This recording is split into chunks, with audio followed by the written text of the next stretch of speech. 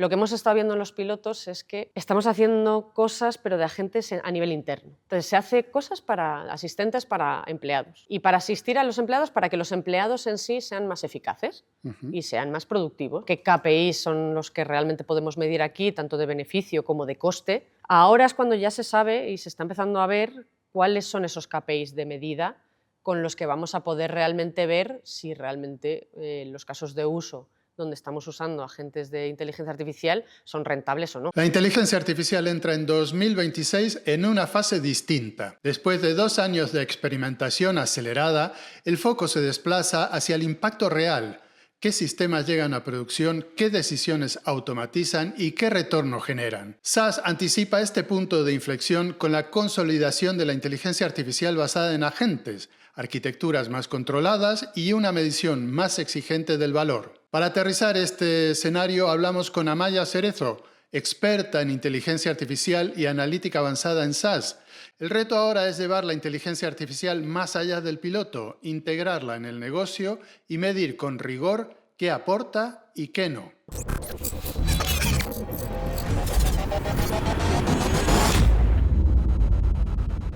Ahora hablamos exclusivamente de inteligencia artificial, pero vosotros ya veníais trabajando desde hace muchos años en inteligencia artificial. Digamos que tenemos 3 fases, por simplificarlo. Inteligencia artificial analítica, inteligencia artificial generativa, y ahora vamos a por la tercera, que no vamos a adelantar. ¿Cómo habéis acompañado vosotros esta primera fase de inteligencia artificial generativa con las empresas? Pues fue un poco, la de IA generativa fue de repente y fue exponencial. O sea, de repente todo el mundo quería saber cómo poner LLMs y cómo hacer que ChatGPT se introdujera en cualquier sitio, en cualquier proceso, en cualquier zona, parte de cualquier empresa, compañía, organización. Entonces, bueno, nosotros estamos muy afianzados porque llevamos muchos años, casi 50 o más, haciendo inteligencia artificial, en el sentido ese que decías tú, de la analítica avanzada al uso, digamos, que genera mucho valor de negocio y es donde estamos especializados. La IA más de predictiva y prescriptiva quizás, que genera mucho más valor, y ahora los LLMs pues que parece que también, ¿no? que son una ayuda y es verdad que se puede medir mucho la eficiencia y la productividad de lo que aportan este tipo de tecnologías. Lo que pasa es que también conlleva mucho riesgo y lo que estamos viendo es que lleva muchos problemas. Entonces, nosotros hemos intentado acompañar a todos nuestros clientes en esto, pero siempre poniendo el freno un poco en el sentido de el uso responsable, ético y controlado y gobernado de la IA. Entonces, nosotros nos basamos y generalmente lo que intentamos es acompañarles en vamos a estar ahí, vamos a por ello, porque es la moda y es lo que es verdad, que te va a generar mucho valor, pero vamos a hacerlo bien. Pero esta revolución fue una sorpresa, tanto para Sí. vosotros como para vuestros clientes. Esto fue una sorpresa para todos. O sea, la aparición de los ChatGPTs, Copilot y demás fue una sorpresa para todo el mundo, yo creo, vamos, yo creo que nadie se lo esperaba. O sea, es verdad que nosotros llevábamos mucho tiempo trabajando en, además, interfaces visuales que ayudan, ¿no? No solo el hecho de un modelo ponerlo en producción, sino que realmente se despliegue y realmente te genere esa interacción, ¿no? con las herramientas de inteligencia artificial, aunque no sepas de inteligencia artificial, ¿no? Entonces, todo eso nosotros ya lo estábamos haciendo y los clientes también. Estábamos, bueno, en grados de madurez distinta, pero había clientes muy maduros en inteligencia artificial usando pues algoritmos muy complejos y que generaban pues, muchas decisiones inteligentes al final. Pero es que esto fue un de repente y esto era como, pues a ver qué hacemos con ello y dónde lo ponemos. Porque es como, claro, personalmente todo el mundo lo está usando y tú personalmente lo usas y dices, es que me acelera mucho, ¿no? Me quita muchos problemas. En esos primeros meses, ¿qué fue lo que más te sorprendió? A mí me dio miedo, a mí me dio un poco de miedo, porque en realidad yo decía, ¿esto qué tiene por detrás? O sea, quiero decir, cuando eres matemática y data scientist, te dedicas a esto, sabes cómo están construidas las cosas. En SAS, además, lo que intentamos es que sea todo una caja blanca, que se llama, que sea todo, que puedas ver lo que está pasando, que puedas explicarlo, ¿no? Algoritmos complejos que sean explicables, que tú en todo momento tengas el control de lo que hacen, por qué lo hacen, ¿no? Entonces, de repente esto es como una caja negra. No sabes quién lo ha hecho, ni cómo lo han hecho, ni con qué lo han hecho, con qué han entrenado. Que han cogido todo Internet.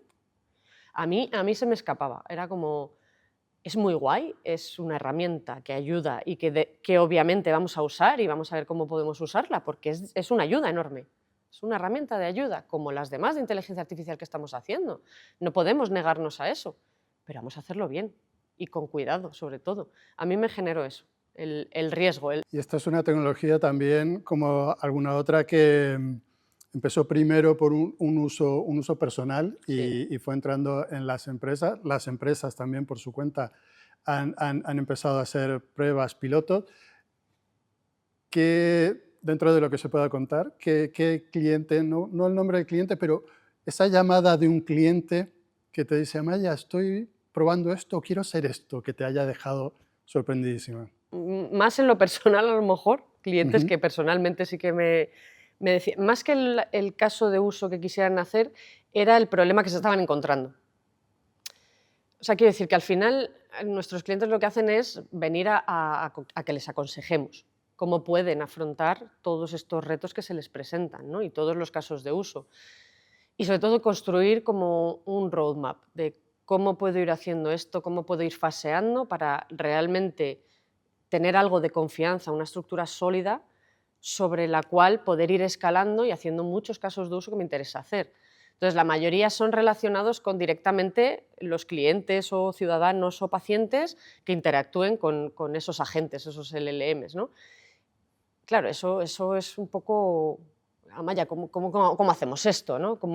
¿Y cómo lo puedo controlar? Entonces, nosotros lo que hacemos es intentar eso, ver cómo podemos hacerlo para controlar todo esto. Pero a mí me parece que este roadmap que tú comentabas, esto lo ves ahora, pero en esos primeros meses, ¿cómo fue ese aterrizaje o ayudar a aterrizar la IA generativa con los clientes? O sea, Pues ¿cómo fueron estos 2, 3 años hasta que habéis visto cuáles son las fases, cuál es la forma correcta de adoptarlo en la empresa? aprendiendo juntos. O sea, viendo realmente qué casuísticas eran viables, por dónde podíamos empezar, seguramente algo interno, pues resolver incidencias de empleados, cosas como más sencillas que no requiriesen tampoco mucho dato, mucha fuente de datos, porque al final en las empresas estas cosas lo que necesitas es que se ciñan a tus datos. La mayoría de los casos lo que quieres es que se ciñan a tus fuentes de datos o a tus protocolos de no sé qué o a los artículos de no sé cuánto, ¿no? Entonces quieres acotarlo. Eso por sí mismo no lo va a hacer él solo, porque no tiene esos datos tuyos. Entonces ahí es donde dices, vale, ¿cómo puedo yo generar algo o crear algo para que realmente sí tenga en cuenta esos datos tuyos? Pues vamos a ver qué se puede hacer. De eso, de esa investigación y de ese problema que íbamos viendo conjuntamente con los clientes, es como pues, aparecen los RAGs, que se llama Ujú. RAG a la técnica de un LLM que solo va a buscar en esos trocitos, en lo que tú le des, ¿no? Entonces van surgiendo ese tipo de cosas que ya tienen nombres, que ya llevan embebidas unas técnicas de embedding, de chunking. Bueno, pues más vamos poniendo como esos ladrillitos, pero según lo que nos van pidiendo y según nosotros cómo podemos ver que le damos salida. Es un poco lo que hemos ido haciendo yo creo que durante toda la vida. ¿Qué necesidades hay y cómo puedo ir yo generando valor para esas necesidades y cómo puedo construir yo, qué técnicas necesito? Entonces es un poco ir montando esa estructura que al final esto lo que necesitas son como muchas piececitas. O sea, necesitas tener como muchas piececitas para luego diseñar esos agentes y cada uno tiene un diseño completamente diferente. Estamos finales de 2024, principio de 2025. ¿Qué en este momento, qué habéis aprendido y qué habéis descubierto que la IA generativa aporta a, a vuestra plataforma y a las soluciones que estabais dando a los clientes sobre analítica predictiva? Sobre todo nosotros, o sea, lo que hemos visto es que puede dar mucho valor de negocio yo diría sobre todo en 2 KPIs, que es lo que estoy viendo, que son productividad y eficiencia. A la hora de eficientar procesos, departamentos, compañías enteras, organismos, todo eso lo puede eficientar un agente bien construido y bien orquestado y bien gobernado. Y productividad. O sea, sobre todo es la productividad, porque es que tú mismo, si usas un ChatGPT, ganas tiempo. Donde te costaría antes mucho, pues ahora te cuesta menos. El resto de casos de uso que nosotros hacemos realmente tienen en cuenta muchísimos KPIs, muchísimos, en dependencia del tipo de sector en el que te muevas y el tipo de compañía. Nosotros o sea, podemos incluso en sostenibilidad, tenemos casos de uso que mejoran la sostenibilidad. Los ROIs, siempre tenemos en cuenta el ROI, entonces generar esos savings quizás, la reducción de costes, las mejoras de los NPS, el Customer Experience, el mejorar. Todos esos KPIs son en los que nosotros hemos construido casos de uso dentro de nuestra plataforma que ya conllevan flujos inteligentes, no con LLMs, pero sí con reglas de negocio, con algoritmos predictivos y prescriptivos, con analítica descriptiva básica y estadística básica, pero con todo eso ya hemos generado mucho valor de negocio y mucha mejora en muchísimos KPIs. En dependencia del sector, cada uno se mueve con unos KPIs u otros, pero los principales de cada uno es donde nosotros ponemos el foco y donde los casos de uso que implementamos suelen ser dirigidos a la mejora de este tipo de cosas, detección de fraude, la parte de los riesgos de los bancos, préstamos, pues todo eso. ¿Cómo ha sido la adopción de esta nueva tecnología en vuestros clientes? Internamente, que me imagino que también habrá supuesto un cambio importante, pero de cara a vuestros clientes, ¿cómo habéis visto la adopción y en qué punto estaba en ese momento? La adopción de toda la inteligencia artificial, yo creo que con nuestros clientes no ha sido difícil y ha sido bastante, yo diría que fluida y orgánica, por lo que te digo, porque llevamos muchos años. Llevamos muchísimos años haciendo, no la inteligencia artificial como se conoce ahora, con esos modelos entrenados y que predicen casi solos, ¿no? Y no supervisados y supervisados, pero sí con analítica descriptiva estadística, ¿no? En que nosotros hemos hecho eso mucho, entonces estamos metidos en los procesos de nuestros clientes de una manera que escalar y hacer esos casos de uso que conllevan ya modelos más complejos, digamos, y algoritmos mucho más complejos y que incluso funcionan solos, entre comillas, ha sido más orgánico. Yo diría que ha sido más sencillo. Donde hemos tenido que poner mucho el foco es en la gobernanza, porque es verdad que esto al final siempre hay una parte que te cuesta explicar de los modelos cuando toman decisiones, ¿no? Entonces, como nuestros clientes al final toman decisiones importantes basadas en datos y en la analítica y en la inteligencia artificial, lo que hemos hecho es hacer mucho hincapié y mucho foco y priorizar el uso ético y responsable de toda esa inteligencia artificial y modelos en sí, ¿vale? Para asegurarnos que nuestros clientes están seguros, ¿vale? Y que tienen unas estructuras sólidas como para poder escalar y hacer todos los casos de uso que necesiten y que requieran este tipo de técnicas. 2 años después de que comenzara todo esto, aparecen los agentes y la IA agéntica. ¿Cómo fue esa aproximación? Pues es que fue un de repente. Entonces, pues nadie estaba preparado. Y lo que te he dicho, al final yo sobre todo recuerdo trabajar con un cliente por primera vez en esto y, y fue un poco, mira, yo he pensado que lo puedo usar aquí. Porque la sensación era un poco que todos los clientes y todas las empresas y organizaciones era como, yo tengo que usar esto. Yo tengo que poner esto que ha salido, lo tengo que poner en mis procesos. Entonces, ¿qué puedo hacer? ¿Cómo lo puedo montar? Yo he pensado que esto. Generalmente era eso, casos de call center o asistentes para empleados y ayudar a empleados a resolver incidencias de forma más rápida o más ágil, ¿no? Entonces nosotros empezamos un poco por ahí, pero empezábamos un poco, pues vamos a ver qué nos encontramos. Y es verdad que fue relativamente rápido, aquí nos movimos muy, muy rápido para tener todo lo necesario, ya te digo que al final son piececitas que necesitas para el diseño de los agentes. Un agente al final simplemente es diseñarlo. Entonces sí, necesita un LLM, ¿no? Un ChatGPT o el que sea, pero también necesita otras cositas. Entonces es como ir creando lo que necesitas para luego diseñar un agente que contenga esas piececitas. Entonces fue un poco ir creando conjuntamente con el cliente, pues en base a lo que nos íbamos encontrando y lo que íbamos viendo que se necesitaba en el momento. Y fuimos rápidos, yo creo que fuimos súper ágiles y estuvimos ahí. Vamos, este caso de uso en concreto es que lo hicimos en nada de tiempo, en un mes, 2 meses como mucho estaba desarrollado y fue al inicio. Bien, entonces ya llegamos a este punto. ¿Cuál es la diferencia principal? Porque, bueno, aunque ya lo sabemos, los agentes de IA y la IA agéntica no es una evolución de la IA generativa. ¿Qué es? ¿Qué es para vosotros la IA agéntica y qué suponen los agentes de IA con respecto a la IA generativa? La principal diferencia, y yo siempre lo digo, es la IA generativa, los LLMs, ¿no? Son pasivos.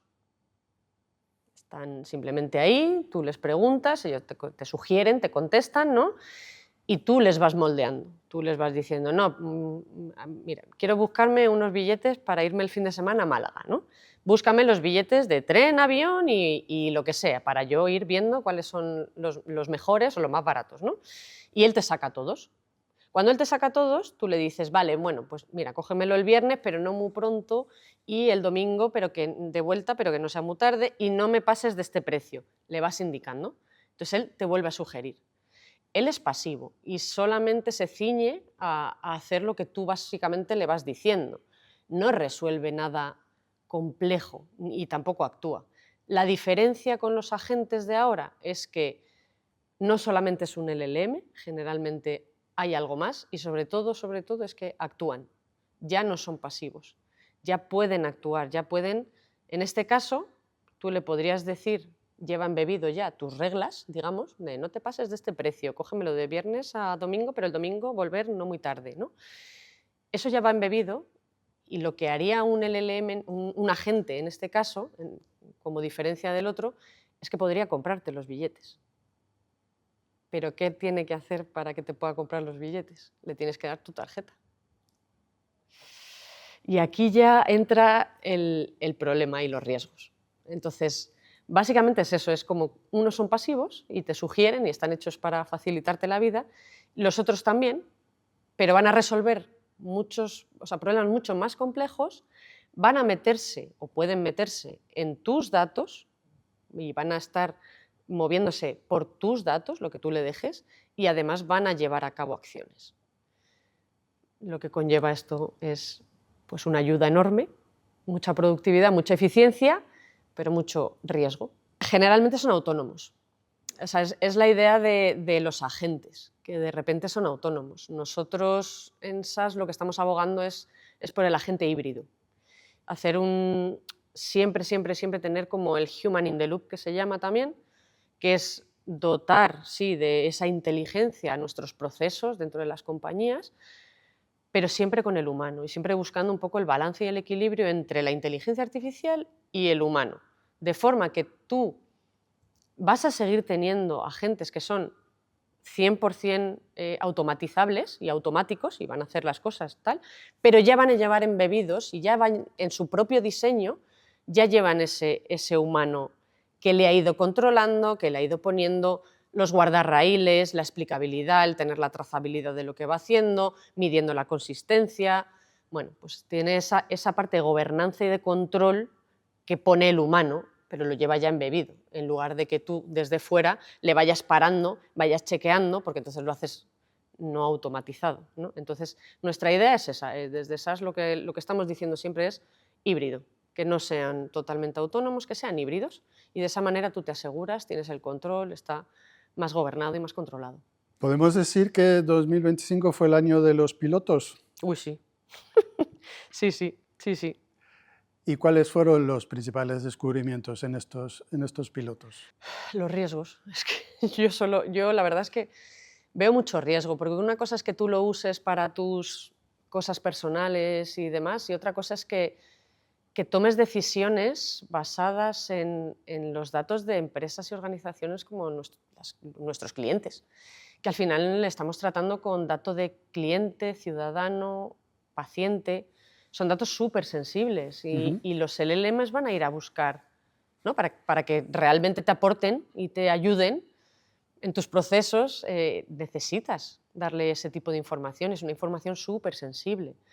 Entonces, además van a tomar decisiones en base a eso. Como no tengas un control de las respuestas de los LLMs, porque se inventan las cosas, porque alucinan, porque están entrenados de una manera que no conocemos. Entonces, lo que estamos viendo es eso, que de cara afuera es muy complicado poner un agente en producción y que lo puedan usar mis pacientes, mis ciudadanos o mis clientes, ¿no? Por eso, tengo que tener muy, muy, muy bien atado. Entonces, lo que hemos estado viendo en los pilotos es que estamos haciendo cosas, pero de agentes a nivel interno. Entonces, se hace cosas para asistentes para empleados, ¿no? Y para asistir a los empleados, para que los empleados en sí sean más eficaces y sean más productivos, simplemente, ¿no?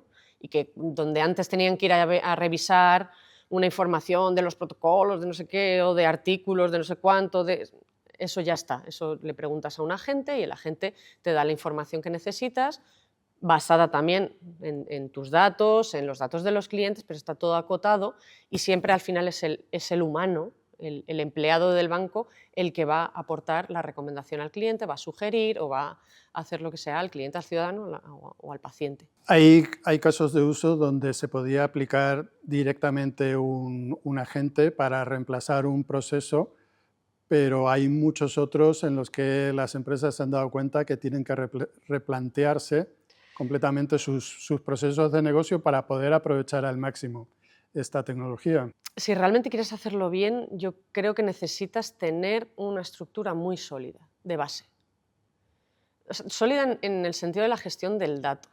Tú tienes que tener una calidad del dato muy buena, tienes que tener todo un proceso de automatización de tus tareas, una metodología muy, muy hecha, muy bien construida, muy robusta, ¿no? Para que realmente luego, cuando quieras meter un agente que haga todo eso, lo haga bien, no tengas que... Porque es verdad que muchas veces si no tienes esa base, te vas a encontrar muchos más problemas y costes. ¿Fue una barrera para la adopción o está siendo una barrera para la adopción? Porque a veces hablamos que parece que el 99% de las empresas ya están utilizando agentes, ¿no? Pero también es cierto que llevamos y lleváis hablando de la importancia de los datos y de tener los datos, como tú dices, ordenados, filtrados, con una base potente, pero la realidad es que en las empresas esto no ocurre. Hay muchísimos problemas con los datos. Se están encontrando ahora por fin las empresas que para conseguir todo el potencial de la IA tienen que poner en orden sus datos. Bueno, eso ya lo sabían. Pero no lo hacían. Sí, o sea, es verdad que muy lentamente, quizás. Es un proceso muy complejo, Yeah. porque estamos hablando de empresas muy grandes, que manejan muchos datos. Entonces, claro, nosotros lo que intentamos es que exploten esos datos, porque ahí es donde está el valor. Nosotros somos fieles seguidores del dato y de la gestión del dato y la explotación del dato mediante analítica avanzada, porque eso da valor y les genera mucho valor. Entonces, cuanto más exploten de esos datos que tienen, mejor. Ellos son conscientes, ellos lo saben, pero es muy complicado, es muy difícil generar una gestión del dato, tenerlo totalmente gobernado y luego ya pasamos a la parte de, pues eso, puesta en producción de todos esos modelos, escalar, tener la gobernanza. Ahora mismo también hay mucho problema con las normativas y estamos viendo que hay que poner controles y la AI Act, ¿no? que está también por ahí rondando. Pues bueno, ha habido muchas cosas que ahora mismo pues hay muchas prioridades y claro, nosotros somos muy de la curva de madurez analítica, de seguir una metodología de trabajo. Es como no quieras hacer el top de la madurez analítica, que sí, te va a generar mucho valor, pero no quieras estar aquí cuando esto lo tienes mal. Entonces vamos a ir conjuntamente contigo. Nuestra propuesta siempre es esa, es déjame que te acompañe en un camino y yo te voy a ir diciendo, yo que tengo experiencia en hacer esto, vamos a poner los datos en orden, vamos a darles una calidad, vamos a ponerlos al servicio de todos, que sean centralizados, que sea colaborativo y de ahí Cuando esté todo unificado, entonces sí, vamos a hacer la analítica descriptiva. ¿Para qué? Para poder también priorizar qué casos de uso deberías tú empezar a hacer para estar tú bien, para generar valor en tu compañía o para poder dar el siguiente paso, ¿no? En cuanto a datos, ¿qué más datos necesito? ¿Cómo debería hacer esto? Entonces es un camino hacia la madurez analítica total, ¿no? Que serían pues, los agentes, ¿no? Entonces, nosotros lo que hacemos es acompañar ahí. Entonces, hay algunos que, bueno, que están en fases muy iniciales, que sí suelen ser no clientes.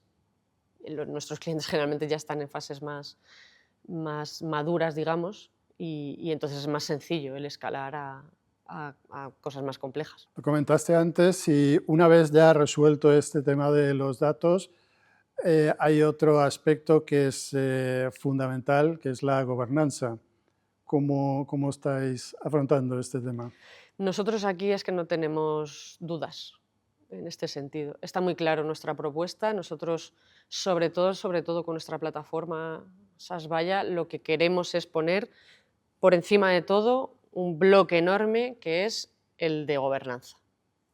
Control y gobernanza de los agentes, y no de los agentes. Al final es la herramienta, digamos, que nos va a ayudar a diseñar esos agentes en el ámbito de gobierno. Vamos a gobernar todo lo que lleve, todas las piececitas que lleva el agente por dentro, ¿no? Que es al final pues, modelos de IA tradicional. Gobernamos, les damos la explicabilidad, los entendemos, justificamos y tenemos todo para auditorías, listo. Los prompts, que en sí mismos es una ingeniería. Toda la parte del prompting también. Lo que nosotros aportamos es la gobernanza de los prompts, tenerlo siempre explicado con sus model card, con toda la usabilidad, con toda la parte de auditoría de esos prompts, los LLMs. No son nuestros, nosotros no tenemos, pero también podemos gobernarlos y controlarlos. Ponemos herramientas de control de la consistencia, de las decisiones de los LLMs en el momento que tú los usas dentro de un agente. Y esos flujos inteligentes al final son lo que nosotros orquestamos. Y en esa orquestación multiagente, digamos, es donde nosotros tenemos toda la gobernanza y entendemos perfectamente qué es lo que está pasando, por dónde está la traza de todas las decisiones que están tomando, todo eso lo dejamos. El lineaje de todos los datos que está usando, por qué está decidiendo lo que está decidiendo, en base a qué está cogiendo de cada parte de mi fuente de datos o de mis documentos, qué está cogiendo para darme esta respuesta, por qué, bueno, pues todo esto. Y las alucinaciones que los LLMs tienen, porque se inventan las cosas, eso también, eso tenemos medidas de control para poder saber cuándo está pasando eso. Entonces, nosotros sobre todo abogamos por la parte de gobernanza y tener repositorios de modelos y demás que sea eso, básicamente, control y gobierno. Pues ahora tenemos acceso y generamos más datos que nunca. Sin embargo, las empresas están empezando a utilizar algo que se llama datos sintéticos. Sí. ¿Qué son los datos sintéticos y por qué los necesitan las empresas? Los datos sintéticos básicamente es cuando necesitas un tipo de dato que no lo tienes en tu vida real, por lo que sea. Entonces, generalmente se están usando de dos maneras la generación del dato sintético. Una es generar más dato que no tienes. Por ejemplo, tengo clientes de una telco, ¿no? Telecomunicaciones, ¿no? Y tengo clientes que los tengo, digamos, categorizados, ¿no? Pues estos son gente joven que me contrata esto y que les interesa esto, ¿no? Gente un poco más mayor que le interesa esto otro y que no son mucho de redes. Generalmente esto es la categorización o personalización que suelen hacer, ¿no? Y dividen a sus clientes en grupitos. A lo mejor se puede dar que yo tenga de un grupo un montón de gente, un montón de clientes que pertenecen a un grupo, pero hay otro grupo que tengo muy poquitos. A la hora de hacer modelos analíticos que tienes que entrenarlos basados en esos datos para que te puedan predecir o te puedan generar insights, no tienes suficiente dato. Entonces, el algoritmo no va a ser preciso, no es lo suficiente como lo que tú necesitas si no tiene mucho dato de algo. Y puede haber sesgos también. Porque si tiene mucho de esto y poco de esto, él va a decir lo normal es esto, cuando venga algo de esto no va a entenderlo, entonces te va a sesgar y te va a dar una respuesta pues probablemente no precisa, ¿no? Entonces lo que hacen es, cuando tengo mucho de esto y poco de esto, con dato sintético creo más de esto. No lo tengo, pero lo creo. ¿Lo genero de qué manera? Pues manteniendo las distribuciones estadísticas y de forma que no pierda esa estadística que conlleva y que es necesaria para los modelos. Entonces, de esta manera lo que haces es poder tener más dato para entrenar modelos y que esos modelos sean más precisos. Por ejemplo, te cuento un caso de fraude en aseguradoras, por ejemplo. Gracias a Dios no hay mucho fraude. Sí hay fraude, me refiero, pero, por ejemplo, las aseguradoras pues, tienen mucho más dato de siniestros sin fraude, que no han cometido ningún fraude, frente a los que tienen. Sí que han descubierto que había un fraude detrás del siniestro. Entonces, a lo mejor estamos hablando de menos de un 4% de la muestra completa de todos los siniestros que una aseguradora puede tener. Estamos hablando de muchos datos. 4% es muy poquito. Si tú lo que quieres es detectar el fraude, ¿no? en aseguradoras, en un tipo de siniestros, si tienes muy poquito, el algoritmo no lo va a hacer bien. Entonces, no lo vas a detectar bien. Metiendo más dato aquí, el algoritmo entrena mucho mejor, va a generar una precisión mucho mayor, por tanto eso se va a traducir directamente en vas a detectar muchísimo más fraude y menos falsos positivos, que también tienen un coste asociado. Entonces, en estos casos, tiene un valor brutal en general para este tipo de cosas de modelos. Luego también lo usan mucho para, por ejemplo, cuando necesitas dato externo, de fuentes externas, que no dependen de ti. Pues hay veces que no llevan la periodicidad que tú necesitas. Entonces, no me voy a esperar a dentro de un mes a que salgan los datos. Genero dato sintético y voy haciendo lo que necesito con ese dato. Ya cuando salgan, pues veré cómo tengo que proceder. Pero de momento no me quedo parada, ¿no? Sigo, porque me genero ese dato sintético. Y luego otra cosa que nos estamos encontrando mucho también es anonimizar. El dato sintético lo que sirve es para anonimizar. Entonces, como ahora hay mucho dato en cloud, da mucho miedito también el llevar dato sensible, digamos, lo que hemos hablado de clientes, de ciudadanos, claro, en sector público tienen mucho dato de ciudadano, de pacientes, que llevarlo a la nube pues da miedo, ¿no? Entonces, la idea es que, bueno, pues tu dato real lo que hago es anonimizarlo aquí, que es crear exactamente lo mismo, pero totalmente diferente. Los nombres de los pacientes son totalmente inventados. No te vas a encontrar un paciente que exista. No va a existir absolutamente nada. Es distinto a las técnicas que se usaban antes de anonimización.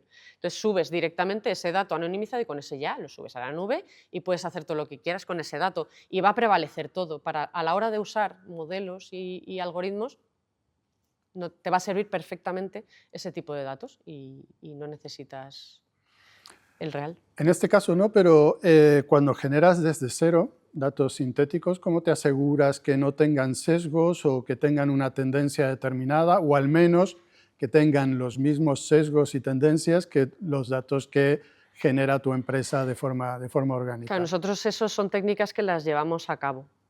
A la hora de generar datos sintético tenemos herramientas que directamente van a revisar todo eso y van a tenerlo en cuenta. Entonces, si hay sesgo, te van a decir que hay sesgo, que ya había sesgo en los datos de antes. Si generas de cero, no te van a generar un sesgo. Lo que van a hacer es mantener la tendencia, mantener las distribuciones y mantener todo lo que tenía antes. Si partes de cero, lo que no te va a hacer es generarte sesgos. Te va a mantener algo muy estable y que siga una distribución normal y muy tal, que te puede servir o no, porque igual la realidad no es esa. Entonces, claro, tú generas dato, es verdad que nosotros sí que lo tenemos muy remirado todo esto y con técnicas que luego te dejan o te resaltan un poco el resumen de qué es lo que contiene ese dato que ha generado sintético, para revisar un poco si tú quieres hacer algo más de una cosa u otra, entonces luego es proceder, irlo cambiando, digamos, las medidas que él usa y para las técnicas que usa para generar el dato, pues vas cambiando los parámetros. Entonces, de esa manera puedes decirle, pues quiero más sesgo, quiero menos sesgo, quiero más privacidad, menos privacidad. Ese tipo de cosas nosotros es verdad que tenemos parámetros que sencillamente pues, vas moviéndolos y te genera un poco lo que necesitas, depende del caso. Después de este año 2025 de pilotos, ¿qué casos de uso habéis encontrado que se aplican mejor o que tienen mejores resultados ¿Y en qué áreas o en qué tipo de empresas? Pues sobre todo lo que hemos visto es que se ha tirado para atrás y ahora lo que se está haciendo es no solo LLMs, porque yo creo que lo que se había puesto en principio era el uso de un LLM por ahí en algún sitio y ya está. Y ahora lo que sí que estamos construyendo son agentes, ¿no? Agentes que sí, que tienen un LLM, pero que tienen sus reglas de negocio, que usan a lo mejor algún modelo predictivo más, que ya tenía yo puesto en producción. Entonces son casos un poco más mirados, un poco más robustos, digamos, ¿no? Entonces, suelen ser casos internos. Yo no estoy haciendo nada que sea de momento externo. Son para empleados y para ayuda a empleados. Acabáis de sacar un informe junto con IDC en el que prevéis que 2026 va a ser el año de los resultados. ¿Esto qué significa exactamente? Lo que estamos viendo es que se está retrocediendo y que se está teniendo mucho más cuidado y que se está priorizando por el control y demás, medir, ¿no? Qué KPIs son los que realmente podemos medir aquí, tanto de beneficio como de coste, ¿no? Porque claro, han salido esos costes. Entonces, ahora es cuando ya se sabe y se está empezando a ver cuáles son esos KPIs de medida con los que vamos a poder realmente ver si realmente los casos de uso donde estamos usando agentes de inteligencia artificial son rentables o no. Entonces, yo entiendo que ahora, sí, en este 2026, que nosotros ya tenemos muchos clientes que están adoptando todo esto y están generando la metodología que nosotros también estamos teniendo en cuenta con los agentes híbridos y la plataforma y la gobernanza, yo creo que ahora sí, en 2026 yo creo que sí que va a haber un punch fuerte de pilotos que ya sean proyectos, que ya sean desplegados, porque es verdad que también estamos encontrando problemas para el despliegue, el escalado. Entonces nosotros ahí es donde podemos ayudar mucho también. Entonces, claro, la idea de lo que dice el estudio es esa, que ahora mismo es cuando ya sí, ya vamos a poder medir, ya vamos a poder desplegar, ya vamos a poder productivizar todos esos agentes a lo largo de 2026. Y veremos un despunte grande de la adopción de agentes y de agéntica en las empresas. Yo creo que sí. Sí. Yo creo que va a haber... Sí, porque lo que estamos hablando es que es algo que nosotros estamos hablando muchísimo con clientes, con todos. Y todos están interesados porque es que ayuda, es que generan mucho valor. Pero claro, lo que hemos estado viendo es que genera mucho valor siempre y cuando tengas en cuenta esto que hemos hablado. Tener el control, tener la gobernanza, el medir los costes, ponerle los guardarraíles, ¿no? Si controlas todo eso y mitigas todos esos riesgos y realmente generas estos agentes híbridos, pero que a la vez están automatizados, vamos a poder medir mucho el retorno y lo que se está viendo es que va a ser muy potente. Entonces, yo creo que va a haber muchos agentes que van a salir a la luz en muchas empresas y en muchos organismos. Tenéis esta visión de agentes híbridos y además buscáis que los agentes de inteligencia artificial apoyen y generen valor para los empleados, ¿sí? que sumen en el potencial de los empleados. ¿Creéis que finalmente no va a reemplazar la inteligencia artificial a los empleados? Esta visión de copiloto, digamos, de compañero, ¿seguirá o finalmente prevalecerá el agente de inteligencia artificial con las ventajas que pueda tener? Mi punto de vista siempre es el mismo y es: no vienen a reemplazar, no nos van a reemplazar y ya te digo, nosotros es que abogamos siempre porque esté el humano, entonces hay que encontrar ese balance y ese equilibrio. ¿Cómo trabajar? Va a ser un cambio, ¿es un cambio? Está siendo un cambio desde hace tiempo ya. Este es otro cambio a mayor, ¿no? Hay que saber cómo tenemos que trabajar, pero igual que el humano nunca, siempre va a estar ahí, tiene que estar ahí. A lo mejor lo que va a hacer es otras actividades.